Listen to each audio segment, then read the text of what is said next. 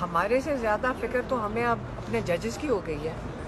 اب ان کی بہت پریشانی ہے ہمیں کہ دیکھیں جج آرڈر دیتا ہے, پولیس احکام ان کے جو احکام ہیں اس کو پورا کرتی ہے, ان کے جو حکم ہے ان کا کام ہے پولیس کا امپلیمنٹ کرنا. آج اگر پولیس جس طرح ان کا یہ رویہ ہو جائے کہ جج بولے یا نہ بولے ہمارے کوئی فرق نہیں پڑتا, کل آپ مجھے بتائیں اور آپ اور ہمارا سب کا کیا ہوگا. کل آپ کو جب جج آرڈر کرے گا کہ اس بندے کو جیل میں ڈالو تو جو لوگ کہیں گے کہ ہم اس کو نہیں ڈالتے, جج کون ہوتا ہے؟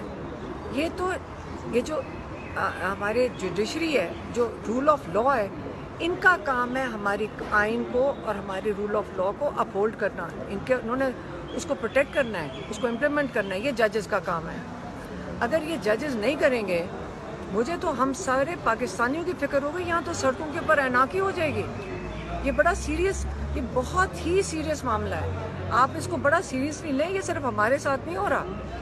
ہم تو صرف آپ کے لیے ایک نمونہ ہیں کہ اگر آپ کو ہم ایک بلڈنگ میں کل بیٹھے ہوئے تھے, ہم سڑک پہ نہیں بیٹھے کہ جی انہوں نے کہا دفعہ 144 لگی, ایک بلڈنگ خالی انڈر کنسٹرکشن تھی, ہم اس کے اندر بیٹھ گئے.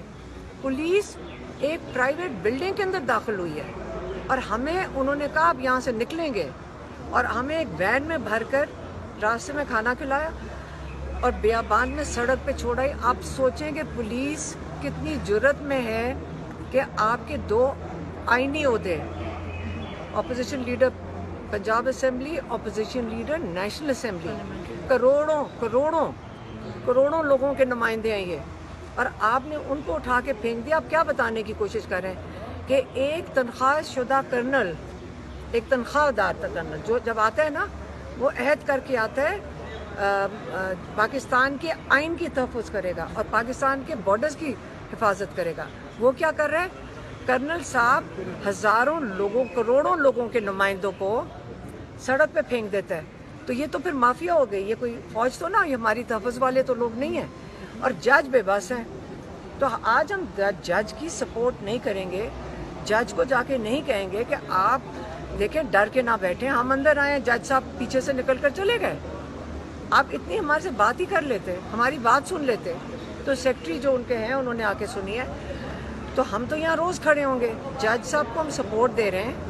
اگر جج صاحب کو ہماری سپورٹ کے باوجود جو کرنل صاحب ہیں اور ایسے لوگوں سے ان کو اتنا خوف ہے, تو ہمارا ان کے ساتھ مشورہ یہ ہوگا, ہم پاکستانی ہیں, ہم حقدار ہیں انصاف کے, ہمیں ان سے مشورہ یہ ہوگا اگر ہمیں انصاف پاکستانیوں کو نہیں دے سکتے تو گھر چلے جائیں, لیکن فی الحال ہم ان کو سپورٹ کریں گے. اچھا علیمہ خان صاحبہ یہ بتائیے کہ ماضی میں ہم نے دیکھا تھا کہ زرتاج گول صاحبہ کو جب انصاف نہیں ملا تھا تو انہوں نے پشاور ہائی کورٹ میں ڈیرے ڈال دیے تھے, رات گئے تک انہوں نے بستر پوری ساتھ لے کے چلی گئی تھی.